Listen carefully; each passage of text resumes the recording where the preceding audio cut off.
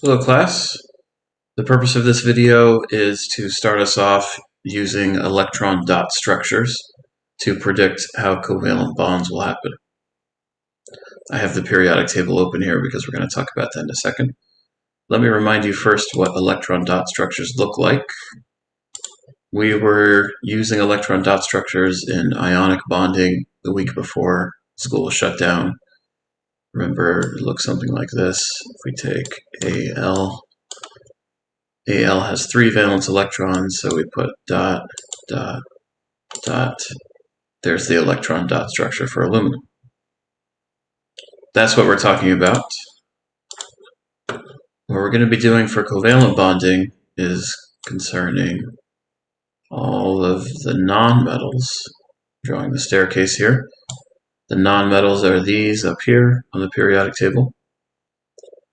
Remember, valence electrons we can figure out by looking at the group numbers: 13, 14, 15, 16, 17. Remember that these tell you the number of valence electrons in each of these. Everything in group 14 has 4, group 15 has 5, 16 has 6, 17 has 7. Let's take nitrogen for our first example. We'll switch back over to here. Get rid of aluminum. Let's say I wanted you to figure out how to make this N2, nitrogen gas. This is a naturally occurring molecule. You're all breathing it in right now. 70% of the air that we breathe, 79% of the air that we breathe is made of this, N2.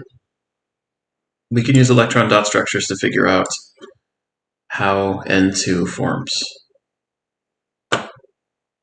This is how we do it. We know we're going to end up with 2 nitrogen atoms. That's what this 2 tells us here. And we also know that nitrogen has 5 valence electrons because it's in group 15. So let's draw the electron dot structure for 1 nitrogen.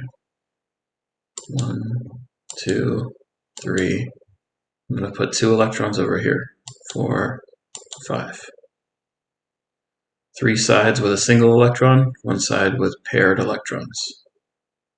Now I know I have 2 nitrogens, so I'm going to bring in a second nitrogen atom over here. 1, 2, 3. And then over here I'm going to put my paired electrons. So I have 2 electron dot structures here.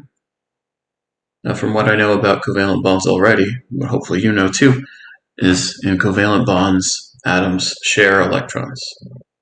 Nitrogen is going to share these 2. It's going to share these 2. And it's going to share these 2. Once it does that,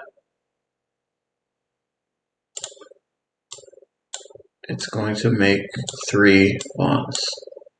1, 2, 3. These electrons on the outside don't participate in this bond, so we still put them out there. These are called unshared electrons. These lines in the middle represent 2 electrons each. You can see these 2 right here have turned into this line. These 2 have turned into this line. These 2 have turned into this line. This is often what I will use and what I'll show you to represent, this would kind of be the answer is what I'm saying. This would represent the correct covalent bonding structure of N2. 2 nitrogen atoms, triple bond in between, and 2 unshared electrons on the outside.